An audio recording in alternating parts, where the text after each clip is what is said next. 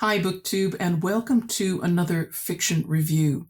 The book we're going to look at today is 118 years old, translated into 36 languages, and sold altogether 50 million copies, making it one of the best-selling publications ever.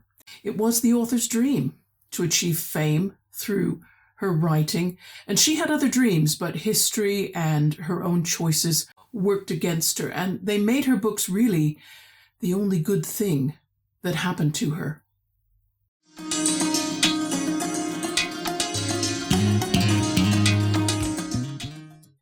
Today we are reviewing Anne of Green Gables by Lucy Maud Montgomery, published in the year 1908. The ISBN numbers will vary. That's how many editions have come out. I read this as a Kindle ebook, and the number of pages on there was 244. I imagine that a paperback or hardcover version would probably have slightly fewer pages, closer to 200.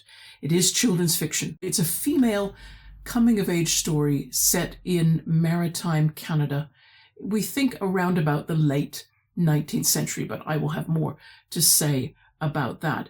One does not need to buy this book. I show the prices, and all of the prices are for the series. Although we are looking at Anne of Green Gables, that is simply the first book in a series. There are 8 books altogether, and so the prices here are for the set, because that's how cheaply one can get hold of them. But with the exception of 2 books, you can read all of Lucy Maud Montgomery's Anne books on Project Gutenberg, and there'll be a link to Anne of Green Gables in my description box.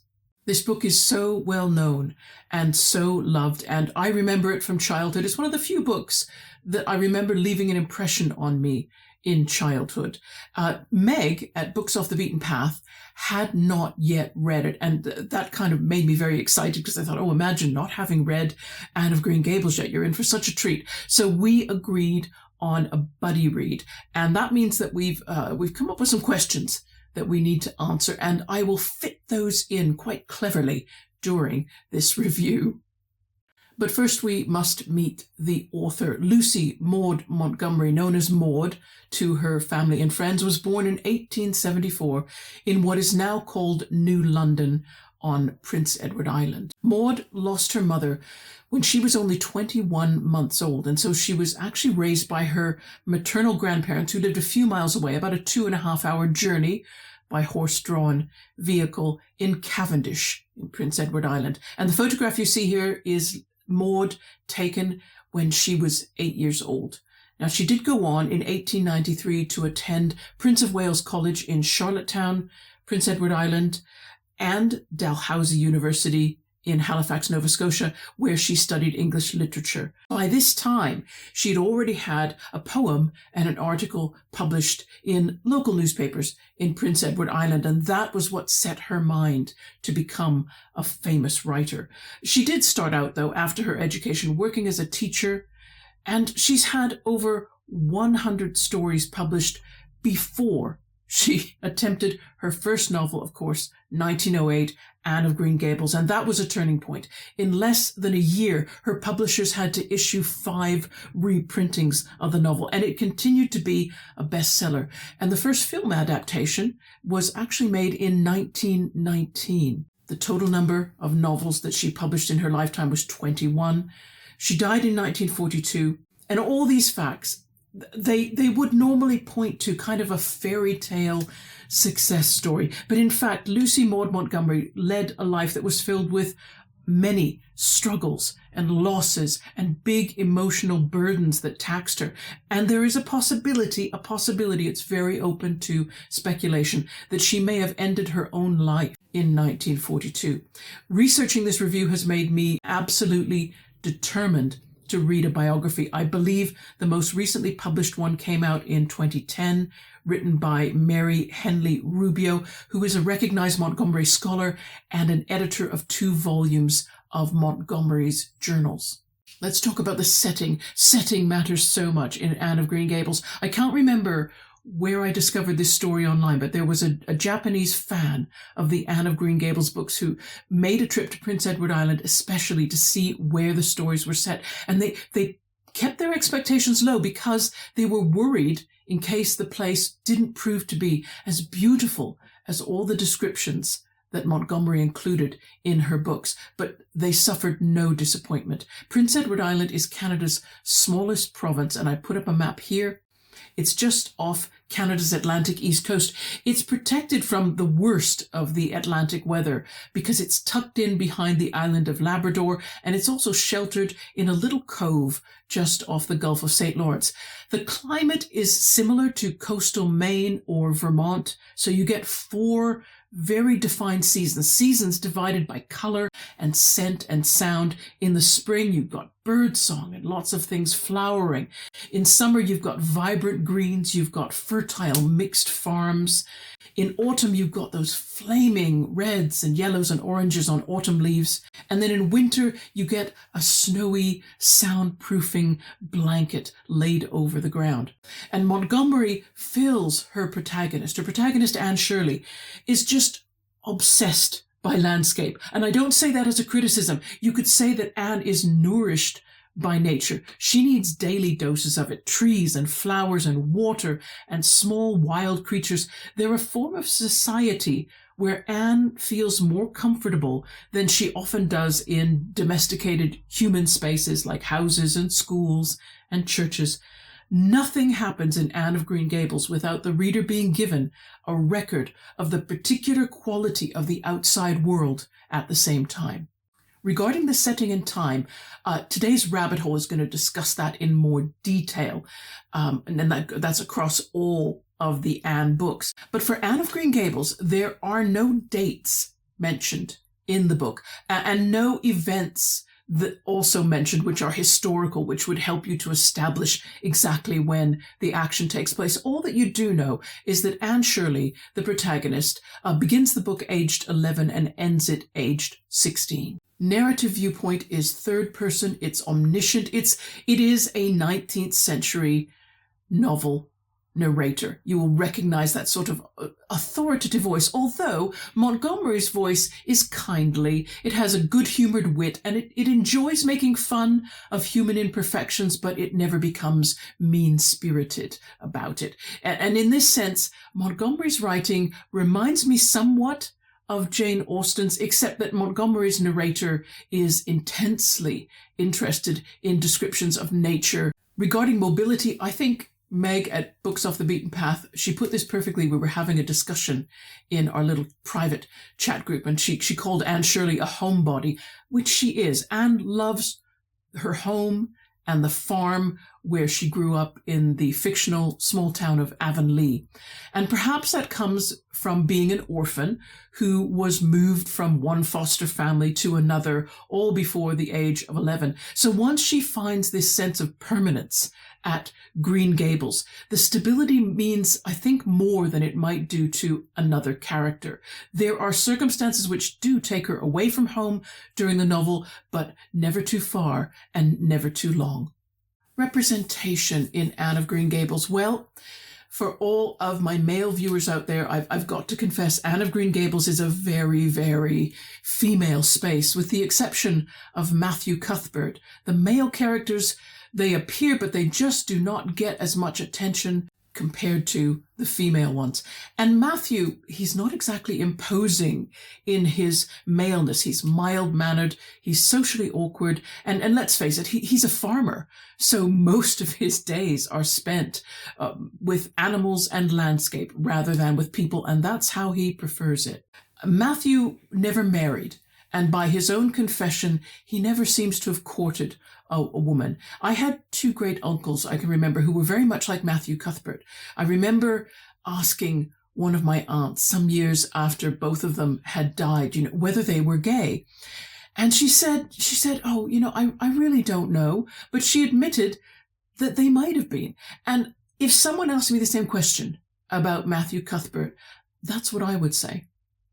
And just so we are clear about the historical record, yes, there are historical records of African slaves being brought to Prince Edward Island. And this is in the late 18th century, about 100 years before Montgomery was born. There's a link in my description box written by a direct descendant of one particular slave couple who were set free after British legislation in the 1830s abolished slavery. And she talks about the community that her ancestors established in Charlottetown, which is the provincial capital. The article left me wondering, how distinct was that community visually? And it seems that the descendants of these freed slaves intermarried with Europeans on the island. And certainly the photographs that I saw in this article of some of the descendants, they looked pretty much white European. There was very little to distinguish their features to make anybody else think black when they saw them. And so all characters in Anne of Green Gables are white. And I think that may well have been an accurate reflection of the island's population at the time the novel is set. Problematic content. Well, I feel pretty confident saying there really isn't much, if any, problematic content in Anne of Green Gables, unless you count one incident of underage intoxication, which was a complete accident, and I think created to be humorous. Anne does describe what her life was like before the age of 11, and then you get a brief glimpse of some harsh reality. Older orphans were very often adopted by working adults in Canada who needed domestic help, and really they used the child oftentimes as slave labor. There were no laws to protect the child and no policing of what happened to children once they left the orphanage. And the truth is, the reason that Anne's foster parents considered adopting at all was because they did want a boy. They wanted a boy to help out with work on the farm, because Matthew Cuthbert is getting a little older now and he hasn't got the same stamina that he used to have. And of course, there is a mix-up and a girl is sent instead of a boy, and that's what sets off the whole story. Okay, rabbit hole. For my rabbit hole today, I am going to answer some questions that Meg and I have privately agreed that we're going to cover in our respective reviews. And question number 1 asks me to describe my first impressions of Anne Shirley. Well, for this, I have to go back to my childhood. I think I was roughly the same age as Anne Shirley, could have been younger when I first read Anne of Green Gables. I felt a very strong connection with Anne right away. Anne likes to use the phrase a kindred spirit to describe people that she feels strongly connected with. And I felt that Anne was my kindred spirit because she was dreamy and distracted. That's what I was like at her age. She loved natural beauty and she loved to be creative and she loved to read, and all of that matched my personality profile. We could have had a checklist and ticked off the same boxes. I was not as talkative as Anne. You might find that surprising now, but when I was younger, I was not. But inside my head, there always seemed to be plenty of chatter. And I felt that Anne must also have that same talkative, questioning mind. Anne was good at school as well. She liked to get good grades. And again, that was true of me. The only difference is I did not look like Anne. The red hair that you see on camera, that comes from a bottle, I'm afraid. And although I was tall like Anne, I was never skinny.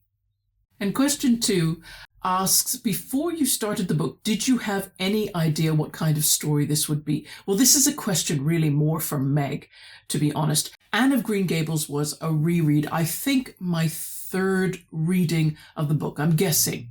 And also, of course, after I read the book, I was taken to a musical stage production of Anne of Green Gables by my parents in Vancouver. And then we bought the LP of all the songs from that musical, and I played that, and I played that, and I played that. So even though I may not have read the book quite so many times since, the musical and its plot and its songs and all the lyrics, they stay in my mind. So the story that I was coming to, I was very, very familiar with.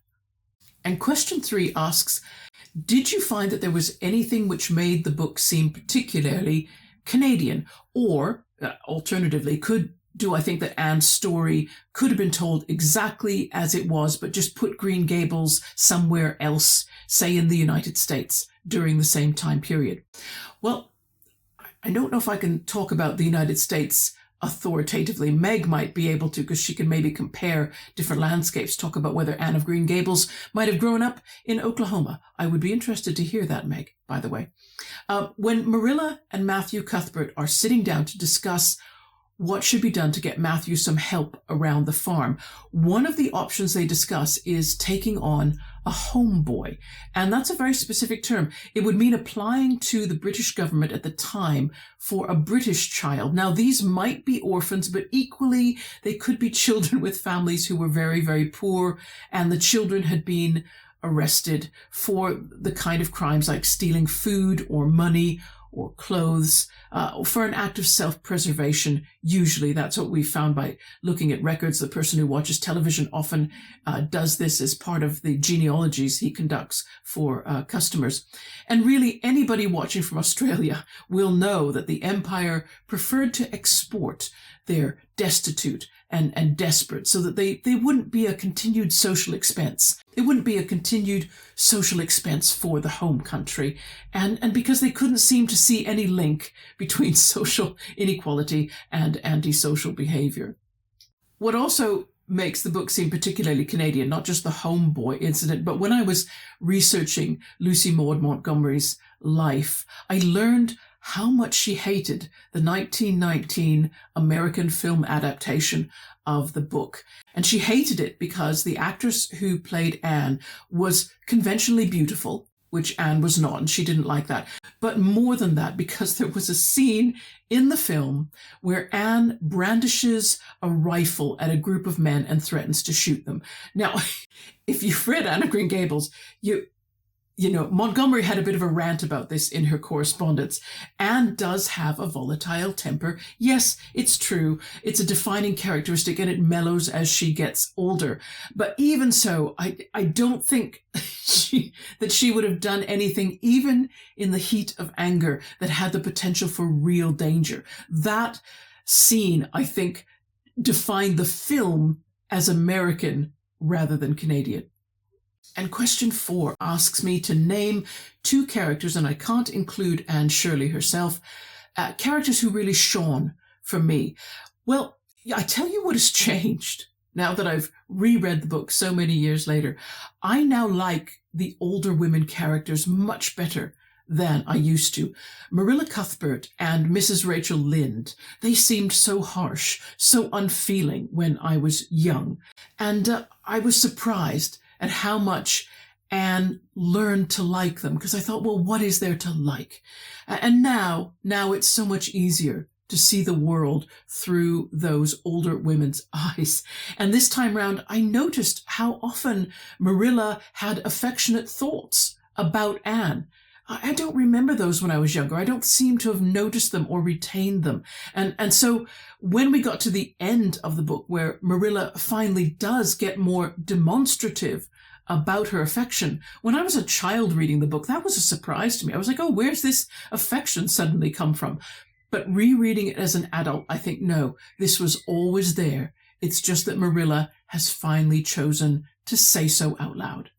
And question 5 asks, did you know that there were 7 more Anne books written by Lucy Maud Montgomery, and would you be interested to read them? Well, really, that was my question for Meg. But I do want to talk about the series of Anne books, and I want to talk about the timeline that you might want to try to work out if you did read the whole series, because you can identify real historical dates from later books. And when you do, and then you try to work out the timeline, you will probably run into problems. There's evidence from Montgomery's private writings that she never intended to write more than 1 book about Anne Shirley, and therefore I don't think she was necessarily careful about some of the things she mentions in Anne of Green Gables, which tie that book to a particular time period. But the power of reader affection for the character, and a desire for a continued story meant that Montgomery went and wrote these other books. And they portray Anne's life. They take Anne's life up to her early 40s, and they also talk about her daughter, Rilla, named after Marilla. You will find one particularly interesting link in my description box, and that's to a YouTube video. Now, the creator studies fashion history, and she starts by talking about one of Anne Shirley's obsessions in Anne of Green Gables, which is to have a dress with puffed sleeves. You will see me putting an illustration. Now, the illustration that I'm showing you is a fashion plate from the 1890s. Puff sleeves became very, very popular suddenly in the 1890s, probably because Princess Alexandra, the then Princess of Wales, who became very popular with the mass media because Queen Victoria was hiding herself away in mourning and she wasn't wearing anything but black if she did make the very rare public appearance. And so Princess Alexandra became almost like the Princess Diana of her day. She was the one going out and about and being talked about in terms of what she wore, and what she wore were puffed sleeves. Okay, so we now know this desire for puffed sleeves on Anne's part in Anne of Green Gables ties the book very firmly to the 1890s. But if one assumes that Anne was 11 in, say, 1895, and then you try to work out the timeline for the remaining books in the series, you run into trouble, because the First World War will be an event in later books, but the book timeline is not in sync with history. It runs later. So if you then decide, okay, never mind the puff sleeves, we will work the timeline backwards, starting with the First World War as a marker. Well, if you did that, and taking care to note Anne's age as you work backwards, you would arrive at the year 1876, when Anne would have been 11 years old and yearning for a dress with puff sleeves. And of course, now I'm showing you fashion images from the 1870s, and you will see there is nothing but fitted sleeves. I think I managed to find one illustration that's somewhere in there from Paris, where the gowns were off the shoulder and revealing a surprising amount of décolletage, as they called it. And yes, there were tiny puffs of fabric mid-upper arm, but I don't think anybody would call those sleeves. And that's just a nerdy observation. I think it's easily possible to just abandon all attempts to create a timeline of any kind for the Anne books and just enjoy them, because they are, what would I call them, sanctuary books. They're so safe and calm. Maybe this was because Lucy Maud Montgomery's own life was so tumultuous. If you read her biography, you'll just find out all the things that she went through. And I could understand that she wrote these books kind of to create a reading place of safety. And that's what they are. If you are in a position where you need a book that is a sanctuary, a book that is a place to be protected and to feel safe, Anne of Green Gables or any of the books in the series is a good bet. And that's the review done. My description box, it's absolutely bursting at the seams with links. I actually had to stop myself adding links about Anne of Green Gables, about Lucy Maud Montgomery, or something related in some fashion. There were so many fascinating avenues one could look at. I was really grateful for this book. I mean, I mentioned it being like a sanctuary and a place of safety. I really had a tough time with jet lag after this Vancouver trip. So I came home and I just could not get the headspace to deal with adult books. So I was just so grateful that Meg and I had already arranged this little buddy read, because I thought, oh, Anne of Green Gables, I know I can get through that. I know I will be absolutely fine. So, okay, what's coming up this weekend? Middlemarch meditation, everyone. We will be going through chapter 28. Mr. and Mrs. Casaubon have arrived back from their honeymoon, if that's how one would define it. It was a very strange sort of honeymoon. And now we get to have a close-up look at the first weeks of their married life. So I look forward to seeing you then. In the meantime, have great reading, everyone, and look forward to seeing you in a few days' time. Take care. Bye-bye.